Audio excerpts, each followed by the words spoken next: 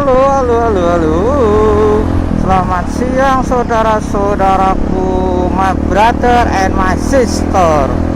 Ketemu sama saya lagi, sketch bike. Oke, di siang yang panas membara ini.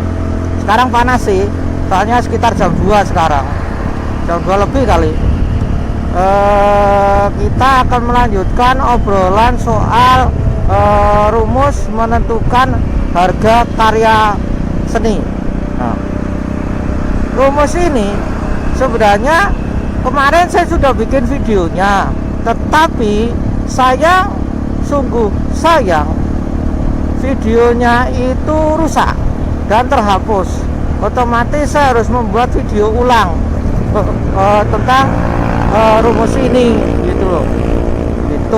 Jadi ya coba saya bikin ulang, tapi prinsipnya sama sih, cuman mungkin agak ada beberapa perbedaan, tapi prinsipnya sama.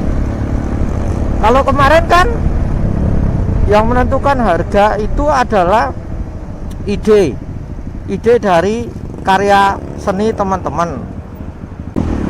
Kenapa ide mahal? Karena ide itu berhubungan dengan kemampuan teman-teman berkesenian. Seperti kalau pelukis ya berpameran, seniman patung juga pameran, seperti itu. Jadi saya bicara dalam konteks seniman seni rupa ya, ini harganya itu adalah berdasarkan ide karena itu mahalnya di situ. Itu. Terus jadi kita mau bicara secara matematika. Jujur, saya sendiri sebenarnya hitungan matematika saya tidak pintar. Dulu waktu sekolah saya matematika itu Eptanasnya waktu di SMSR Jogja, nilai saya ya nggak jelek-jelek amat sih. Nilai saya matematika itu 2,50. Lulus. Zaman itu nggak butuh ijazah, nggak butuh Eptanas, STTB yang penting. Tuh. Yang saya katakan saya pasti tahu istilah itu gitu. Seperti itu, tetapi saya ingin membahas ini tidak matematika, tidak secara detailnya ya. Bukan secara detail pakai sin cosinus segala macam, saya nggak ngerti itu. Bukan ahlian saya. Jadi ya mohon maaf kalau bagian itu saya nggak paham. Tuh. Saya ingin bicara tentang perhitungan cara sederhananya saja, bukan secara ribetnya. Jadi kalau ada yang setuju atau tidak setuju, like or dislike, silahkan monggo saja. Semua kan balik sesuai kebutuhan dan cara berpikir serta cara menilai beda-beda, seperti itu. Jadi ya monggo, setuju tidak setuju ya. Ada saya pernah ngobrol soal ini, ada yang bilang itu hitungan kapitalis. Ya gimana? Kan nggak ada yang mau. Kalau lukisan modalnya 1 juta dijual 500.000, siapa yang mau? Gitu loh. Itu logika saya. Gitu loh. Ada yang bilang lukisan itu tidak bisa dinilai dengan uang. Ya memang nggak bisa dinilai dengan uang, tetapi kan ada butuh makan untuk menghidupi sehari-hari. Emang hanya butuh dari makan cat, makan kuas, makan kanvas gitu loh. Untuk membeli cat dan kuas kan paling nggak modal yang teman-teman keluarkan itu terbayar paling tidak gitu loh. Seperti itu. Paling tidak kan itu loh. Tapi ya kalau ada yang pengen bikin karya secara gratisan ya monggo itu loh. Tapi setahu saya dari banyak obrolan yang pada gratisan akhirnya juga ngomel. Kalau bikin lukis wajah gitu dimintain gratis juga pasti ngomel-ngomel, lu gila apa gratisan, gua aja capek bikinnya gitu. Ujung-ujungnya kan ya tetap nggak mau kalau gratisan, maunya ya tetap dibayar lah. Ya iyalah, kita beli cat, kita beli kuas, kita beli kanvas atau kertas, semuanya kan ada hitungannya gitu loh. Semua dihitung, bukan dikasih gratis juga dari toko alat dan bahan. Lah, fungsi hitungan ini adalah untuk membantu teman-teman supaya dapat menentukan harga secara proporsional.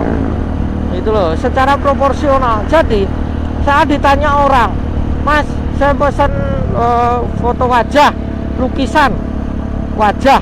Lah, teman-teman bisa menghitung itu loh. Oh, harga sekian. Karena apa? Teman-teman sudah punya perhitungan, bahan sekian, cat sekian, ini sekian, pengerjaan sekian gitu. Maksud sederhananya sebenarnya seperti itu. Ya, semoga aja apa nanti yang saya uraikan itu bisa membantu teman-teman dalam menentukan harga. Jadi saat ditanya orang pesan lukisan tadi, teman-teman kok bisa harganya sekian, lah teman-teman itu bisa menjelaskan secara logis kenapa harga sekian gitu loh, bukan asal tembak atau asal tebak. Karena kebanyakan dari obrolan teman-teman yang lain itu kalau ditanya bagaimana menentukan harga, ya tembak aja harga sekian, atau dilihat dari teman-teman jualnya sekian, ya bisa. Kalau kayak katakan berkarya di Blok M gitu kan ada range harga, itu harga terendah sama harga tertinggi. Selama tidak keluar dari itu ya silahkan. Kalau harga tertinggi kayaknya unlimited ya, tapi kalau harga terendah kan ada. Lah, balik lagi kan, setiap orang kan punya harganya masing-masing gitu loh. Jadi cara menghitungnya adalah ini aja, daripada berpanjang lebar kali panjang kali tinggi. Jadi cara menghitungnya teman-teman secara matematika sederhana saja kita. Katakan modal teman-teman, untuk modal perhitungannya adalah modal plus ide plus UMR sama dengan harga karya teman-teman. Itu konsep dasar menghitungnya. Jadi ide ini dulu, modal adalah berapa modal teman-teman dalam membuat karya gitu loh. Umpamanya gini, modal teman-teman untuk kanvas dan cat umpamanya 100.000, umpamanya 100.000, terserah berapa, tapi saya menghitung hitungan bulat aja. Jadi katakan 100.000 itu modalnya. Lah, plus ide itu terhitung dari 4 kali modal teman-teman, 4 kali sampai 5 kali modal teman-teman. Jadi berapa? 100.000. Modalnya tadi adalah 100.000 kali 5 katakan, berarti 500.000. Nah, 500.000 ingat ya, 100.000 dan 500.000 berarti 600.000 kan, 600.000 plus ini plus apa sih tadi terakhir, lupa kan, plus sama ini apa, kambing lupa malah, plus UMR lupa kan, plus UMR. Lah, UMR teman-teman di daerah teman-teman berapa? Umpamanya kayak di daerah, katakan di Jakarta aja 200.000, tapi saya juga tepatnya nggak tahu ya, karena saya belum telepon Menteri Tenaga Kerja UMR untuk Jakarta berapa. Nanti kalau sempat saya teleponin. Jadi katakan 200.000, teman-teman mengerjakan karya berapa hari? 3 hari, berarti 2 kali 3 berapa? 6, berarti 600.000 UMR teman-teman. Gaji teman-teman itu 600.000, karena UMR hitungannya kalau di pelaku seni seperti ini kita ngitungnya bukan per bulan tapi per hari gitu loh. Jadi 600 tambah 600 berarti 1.200.000, berarti karya teman-teman minimal dijual adalah 1.200.000. Itu hitungan sederhananya. Saya sarankan harga jualnya tidak kurang dari itu, supaya teman-teman tidak rugi hitungannya. Jadi tenaga teman-teman bekerja itu terbayar, ide teman-teman terbayar, tapi harga masih logis gitu loh. Lah, tapi saya ngerjainnya itu ini, katakan ada yang bilang gini, saya ngerjainnya tidak 1 hari full karena saya juga kerja kantoran atau saya punya pekerjaan lain, ini hanya kerjaan sampingan. Oke, hitungannya adalah 1 hari orang kerja adalah 8 jam, bener nggak? 8 jam kan? Bener 8 jam lah katakan. Berarti teman-teman ngerjainnya per sekali ngerjain berapa jam gitu loh. Ngerjainnya sekali sehari cuma 1 jam, ya sudah, jangan hitung 1 hari, itu hitungannya 1 jam gitu loh. 1 jam sekali pekerjaan kan 1 jam, ya untuk jadi 8 jam berarti kan 8 hari gitu loh. Lah, 8 hari itu jangan dihitung 8 hari, hitung 1 hari, karena teman-teman hanya per hari 1 jam.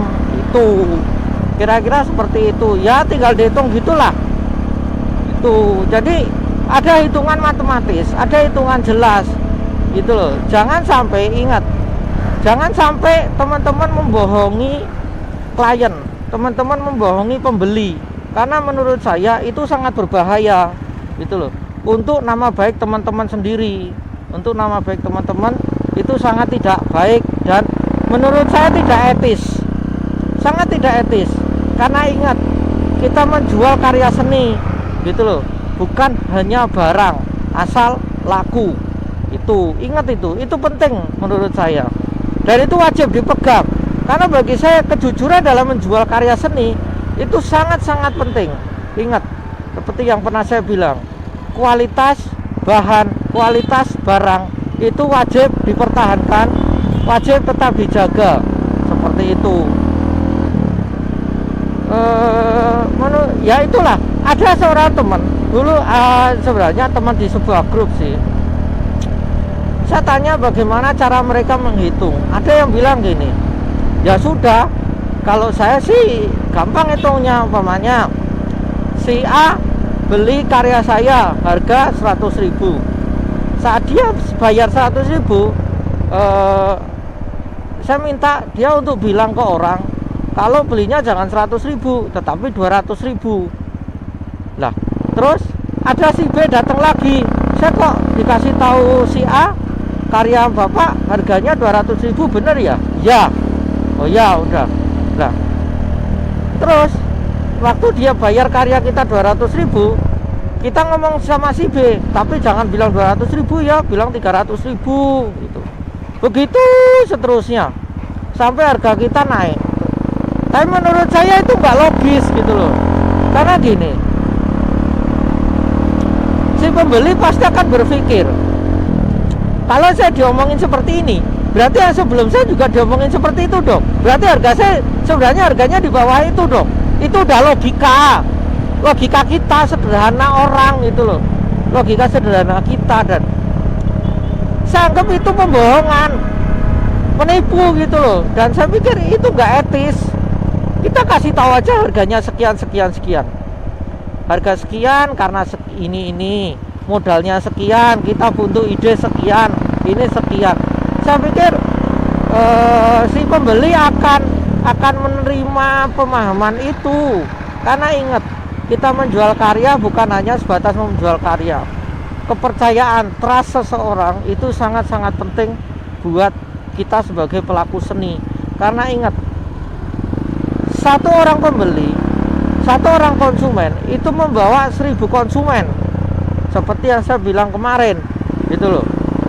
Gak usah berpikir bahwa dia akan membeli lagi, atau kalau dia tanya bagaimana cara menghitung kita karya kita, ya itu gitu loh. Gak usah berpikir dulu dia membeli atau tidak. Natik tulus saja gitu loh. Yang penting kita memberikan pendidikan, dalam arti gini, bukan pendidikan sih, kita memberikan pengertian bagaimana karya itu bisa supaya dihargai, memiliki nilai, tapi logis buat mereka gitu. Jadi jangan bukan asal tebak harga. Ya kalau tebak harga namanya capciptus harga namanya gitu loh. Lah itu menurut saya kurang etis. Makanya kenapa ada hitungan harga. Mungkin ada yang bertanya, saya tahu dari mana hitungan seperti ini. Sebenarnya ini ada di ilmu manajemen seni. Ilmu manajemen seni saya dapat dari galeri di Belanda. Seperti itu, kira-kira itulah. Ceritanya panjang kalau saya ceritain, dan saya pikir nggak usah ceritain lah. Pokoknya saya dapat dari sana. Tapi intinya seperti itu. Dan ini sudah saya coba jelaskan ke banyak orang, dan rata-rata orang memahami, jadi ngerti, oh kenapa harga karya ini mahal, karena ini lah. Ada yang seger nih. Lah, dari situ akhirnya orang akan mengerti kenapa karya itu mahal, kenapa karya itu sekian gitu. Jadi jangan kayak orang dipaksa membeli kucing dalam karung. Kita harus menjelaskan sedetail-detailnya seperti itu. Kira-kira sih seperti itu. Terus apa lagi ya? Nah, kenapa kok harga lukisan yang harganya miliaran? Jangan lupa nama mereka, pameran mereka itu juga menentukan harga. Jangan lupakan itu. Ingat ide tadi. Ide adalah bagaimana dia memberikan kontribusi pada kesenian. Bagaimana harga dia bisa begitu mahal, karena idenya dia sesuatu yang punya value, ada value lebih yang dia miliki gitu loh. Itu yang menentukan pameran. Makanya teman-teman jangan segan-segan ikut pameran, karena itu membentuk CV teman-teman untuk menaikkan harga karya teman-teman. Itu kira-kira seperti itu. Jadi ya yang menentukan itu juga gitu loh. Mungkin bahan modal teman-teman sama-sama habis 100.000, tetapi ide itu yang membedakan. Makanya harga ide itu yang unlimited. Kenapa saya hitung 4-5 kali tadi? Karena itu harga standar. Ingat, ini hitungan standar ya, hitungan minimal, hitungan untuk yang pemula. Bagi teman-teman yang sudah memiliki nama besar, yang pamerannya sudah banyak, sudah segudang, ya hitungan ini mungkin tidak terlalu banyak berguna, karena teman-teman sudah punya harga dan sudah punya pangsa pasar sendiri gitu loh. Ini untuk teman-teman yang mau merintis dan ditanyain soal harga seperti itu. Jadi akan sangat berbeda perhitungannya. Kira-kira sih seperti itu. Jadi ya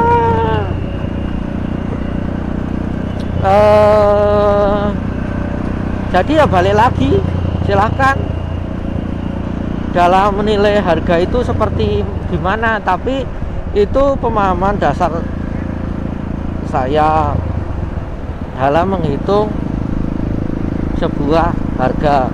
Mohon maaf kalau menyinggung teman-teman yang sudah memiliki harga sendiri. Ya silahkan, itu nggak salah, itu tidak salah. Ini hanya berdasarkan perhitungan, supaya saat ditanyain kenapa harganya sekian, bukan berdasarkan ilmu kira-kira, bukan berdasarkan ilmu tembak atau ilmu asal sebut harga gitu loh. Ingat teman-teman, ingat ini harga itu berdasarkan kualitas. Jadi jangan pernah berbohong. Ingat, kejujuran itu penting. Jangan pernah berbohong soal kualitas, soal baik kualitas bahan, kualitas material yang teman-teman gunakan. Kalau bagus, katakan bagus. Kalau jelek, katakan memang bahannya kurang baik. Tetapi saya selalu punya prinsip gini, berikan kualitas yang terbaik, berikan bahan yang terbaik yang bisa kita berikan. Supaya apa? Supaya untuk menjaga kepercayaan orang. Karena ingat, kembali lagi, selalu saya mengingatkan, satu orang akan membawa 1000 orang di belakangnya gitu loh. Kalau dia tahu karya kita bagus, kualitas kita baik, dan kita bermain jujur dalam berkarya, bermain jujur saat membuat dan menjualnya, orang akan percaya dengan kita.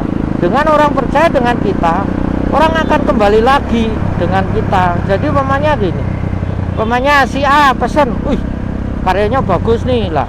Si A ini kan punya kenalan-kenalan yang akan menanyakan, itu karya bagus punya siapa? Oh, punya si K itu loh, aku bikin bagus loh, kualitas juga bagus, orangnya baik, jujur. Itu dari mulut ke mulut akan jauh lebih bermanfaat dan lebih dipercaya gitu loh, daripada teman-teman beriklan, daripada teman-teman hanya beriklan di sosial media. Memang sosial media juga sangat berguna karena orang banyak menggunakan sosial media gitu. Tapi ingat, sepinter-pinternya teman-teman menggunakan sosial media, tetapi kalau tidak jujur, akhirnya juga akan tersebar. Belum lama, belum nyampe seminggu kemarin, ada di sebuah obrolan, saya kenal orangnya, saya pernah membantu dia untuk pekerjaan, sebuah pekerjaan, ada kerjaan lah, saya bantuin dia melukis. Terus ada teman yang tertipu, bukan teman sih sebenarnya, ada punya teman tertipu, dan dia menunjukkan screenshot dari obrolannya. Jadi lukisan sudah dibayar seharga sekian juta, ternyata lukisan tidak diantar-antar. Itu juga aduh, ini yang bikin orang akan ketakutan dengan membeli lukisan gitu loh. Memang membeli lukisannya secara online karena PSBB seperti ini nggak bisa ketemu orangnya langsung, tapi kan ya harus dibayar, harus dibayar dengan karya, harga yang sudah disepakati gitu. Masalah ada nego harga yang tadinya ditawarkan, oh saya nawarin 8 juta jadi 3 juta. Yo, kalau gitu ya jangan ACC harga 3 juta gitu loh. Jangan diomong iya, Anda terlalu sudah ngomong iya ya berarti suka nggak suka harus dibayar dengan karya. Ingat ya, kejujuran itu bagian dari sebuah konsekuensi apa yang pekerjaan kita. Ingat, pekerjaan teman-teman sebagai pelaku seni harus konsekuen. Jangan berbohong, jangan menipu. Itu penting. Ya saya hanya mengingatkan. Saya nggak perlu nyebut orangnya karena nggak boleh lah, nggak etis. Tapi saya dari screenshot itu saya merasa kaget gitu loh. Saya mau japri orangnya, tapi saya anggap ya sudahlah, bukan bagian saya, bukan urusan saya, ya sudahlah gitu loh. Saya juga nggak tahu pokok permasalahannya seperti apa, tetapi dari obrolan memang kejadian seperti itu. Dan ternyata saya dengar itu bukan sekali 2 kali gitu loh, seperti itu.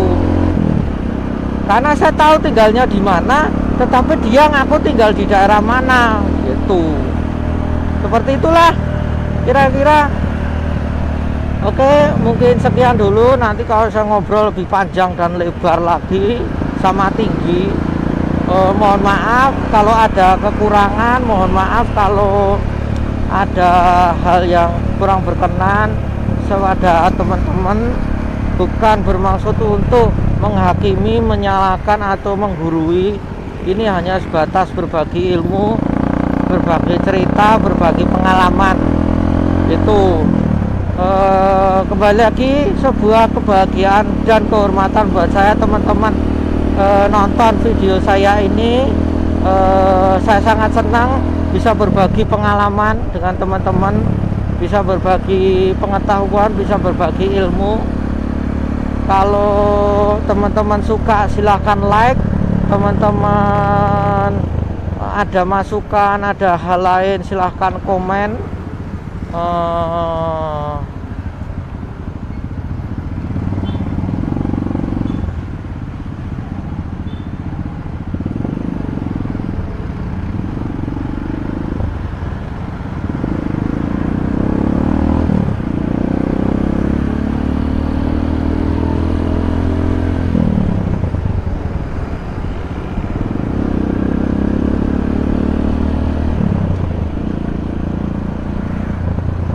Kalau menganggap teman-teman ini berguna dan bermanfaat untuk orang lain atau temannya teman-teman, ya itulah silahkan share. Kalau teman-teman suka dan ingin melihat video yang lain, silahkan subscribe. Silahkan subscribe ya channel ini. Semoga pembahasan saya ini cukup detail dan memberikan hal bermanfaat untuk teman-teman, dan pengupasan ini setajam silet. Silet maksudnya. Seperti itu. Oke, selamat berpuasa, selamat menunaikan ibadah puasa menjelang bulan menjelang Ramadan, menjelang